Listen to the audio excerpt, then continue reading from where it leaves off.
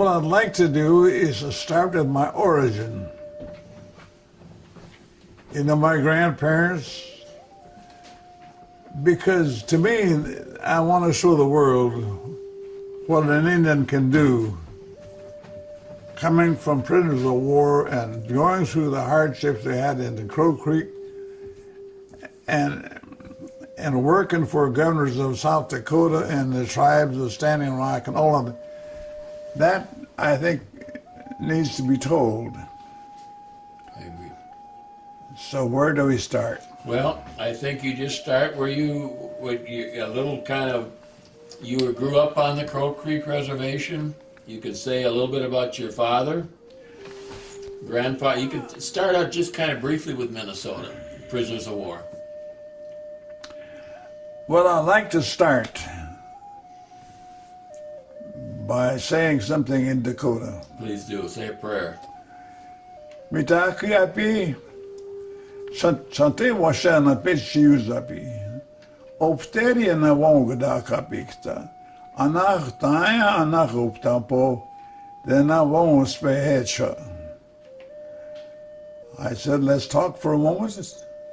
What I have to say may be educational. Listen.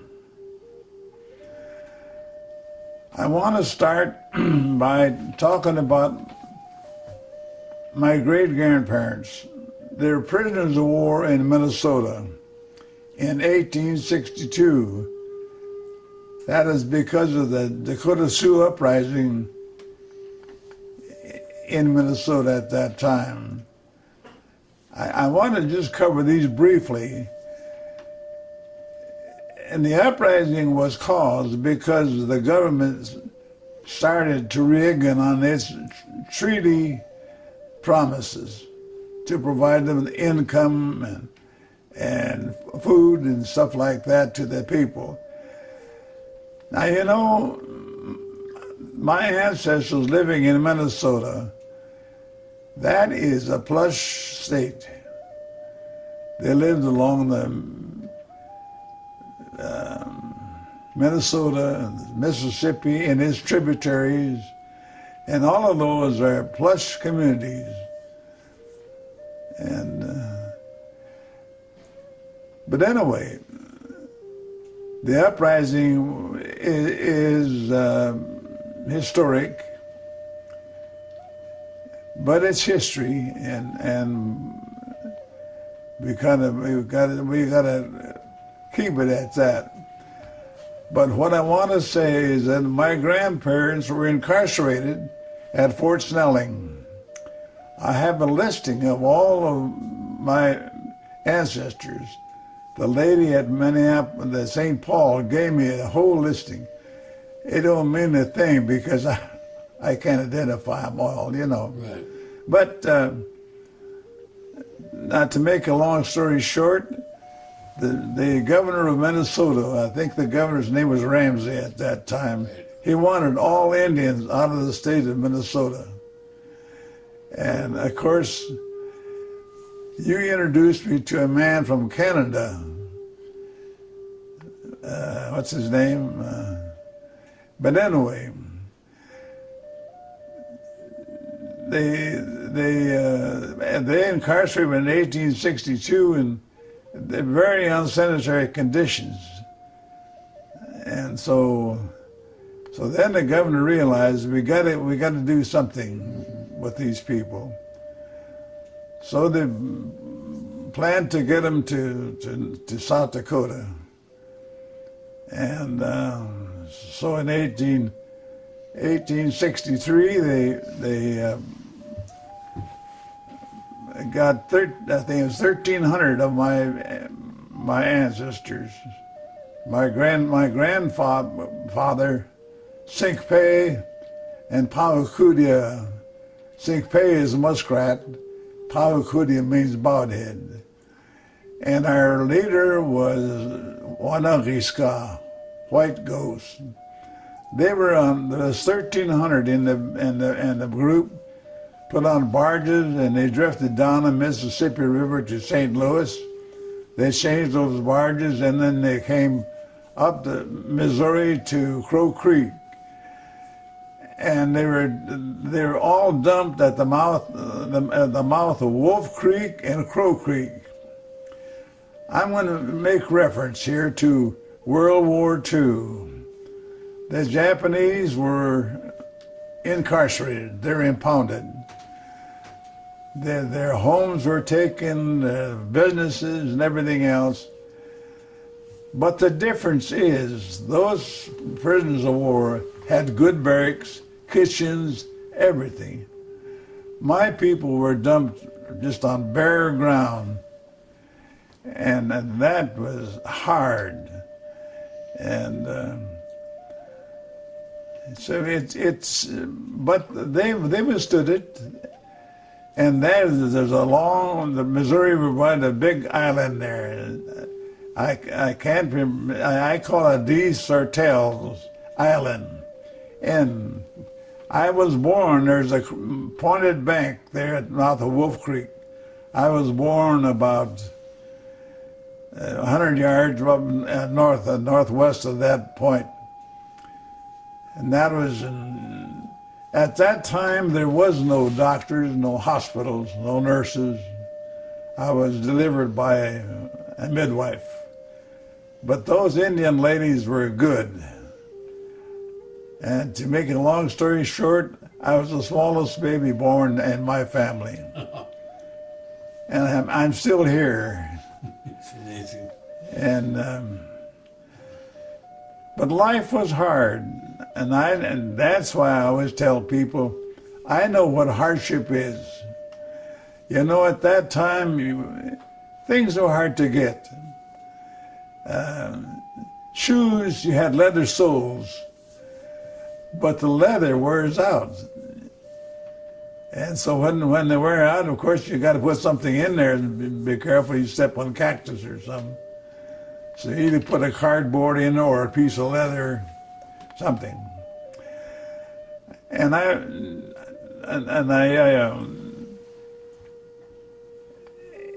what we survived on was having rifles.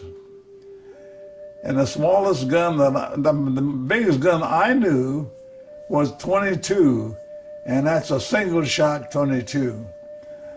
But you know, even those 22 bullets were hard to get because, as I said, my folks were hard up, so that they just didn't buy any amount. So we just got a little bit of box of 22 shells. And my dad said, use them carefully and make sure whatever you aim at, you get them, you know. But that showed us that we had to be frugal. And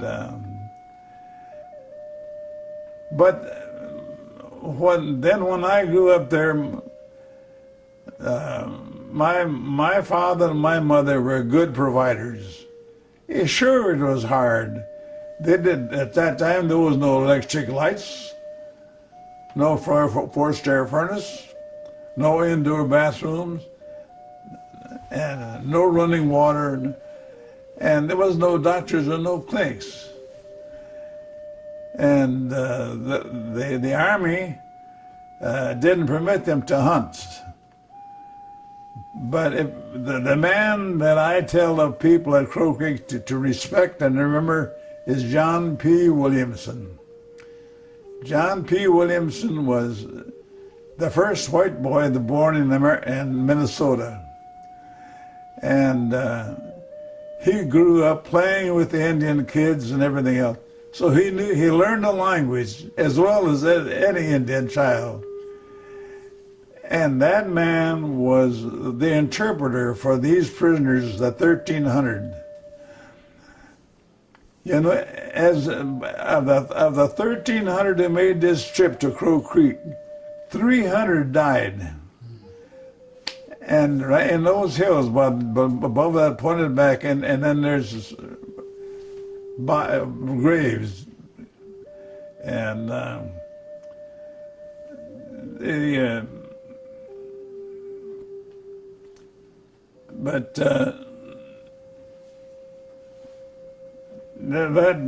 those hardships that they withstood, and finally, John P. Williamson convinced the Indian army officer in charge of Fort Thompson to permit the Dakotas to hunt.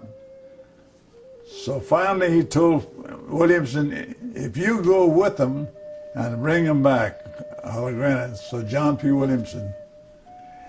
And this, you'll find in this story, Brother to the Sioux, written by John P. Williamson. It tells about these details. It'll give you them in detail. And of course the book is out of print, but certainly in big libraries you might find that book. Now, from that, while we were living there, my dad, I always told my friend Marcella, we didn't have it hard because my dad and my mother were good providers. They found every way to get food food to feed us and everything else, and buy the things we need. And so that was life on the Crow Creek. And a lot of my brothers and sisters died as babies just because of the flu. They didn't know how to treat it or handle it, so they died.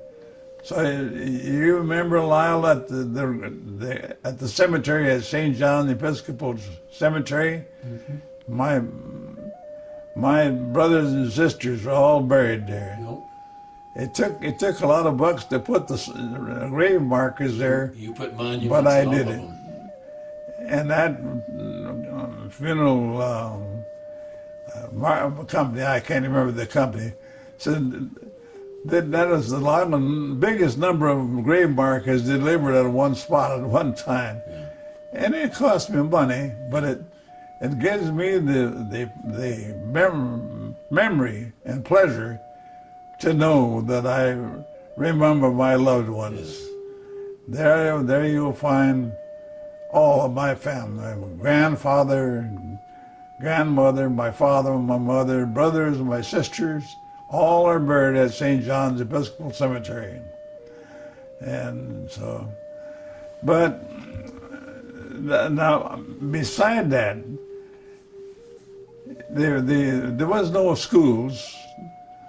Though the schoolhouse I went to there at Crow Creek is called Pleasant View. It was just a one-room school, and in that one-room school, they had one teacher, and all the grades from primary up to 8th grade, and I think that those teachers did a darn good job, and I had good handwriting, because we had what we call Palmer method, and I won pins for writing. Mm. And my teacher thought that, and she's buried at Christ Cemetery, that's Kate Peterson. She was one fine lady, but when I finished 8th grade, now where was I going to go to high school? There was no high school at Crow Creek. So my father arranged and found that enrolled me in Flandre Indian School. At that time, it was called the Flandre Indian Vocational High School. And so I went there for 4 years, from 31 to 35. And we went to school half a day, and the other half a day we learned a trade. And I learned to be a carpenter. Mm. And that helped me in my later life. Sure. You know, when I was in my senior year, the instructor said, I'd like you to write an essay. What do you plan to do when you leave Flandreau, when you graduate? So what could I write? I said, I'm going home I'm going to get a job, and I'm going to feed my aging parents. But the fact is, if they told me in 30 years from now, you'll be working for the governors of South Dakota, I was going to say, that's a dream. Right. But it's exactly what happened. And I graduated in 35, and in 65 I was working for the governors of South Dakota. Now I get back to the order. So then what I did was, see, that was during the drought when I was in high school. And it was, everybody was poor, whether it was an Indian or a white farmer, rancher, whatever it is. They were all poor. And FDR implemented the alphabetical programs, WPA, ECW, CCCID, and all of those programs to give people time to earn some money to make their needs of the family. And when I came back from Flandreau, that's what I went into. I came back and I started working with, I think it's, ECW, Emergency Conservation Work. And right east of that Crow Creek Dam, go up about a quarter of a mile, that valley comes there. There's a high, we built that with dump wagons and horses. Wow. And as I say, everybody went there because they could get paid. And it was tough for everybody. But I put that on film for the State Historical Society. They can't find that film. And so they done me to join the State Historical Society. If you find my film, I'll pay my dues. But they haven't answered.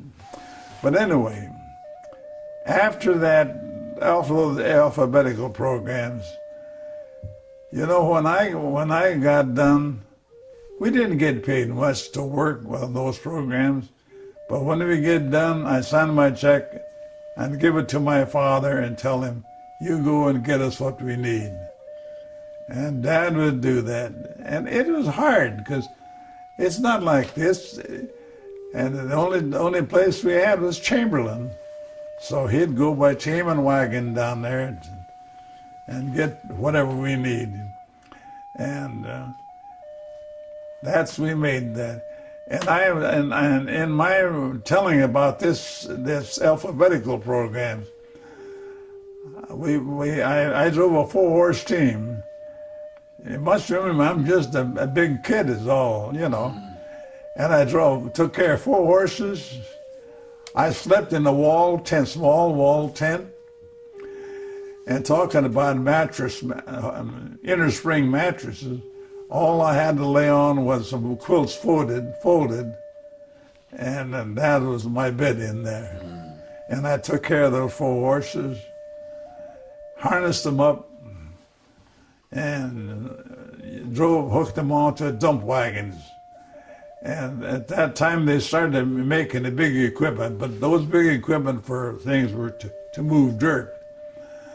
And so I tell this story because the 2 horses in the center is, you'll see in my stories, 2 gray horses. That was my father's name, Tashokahichota.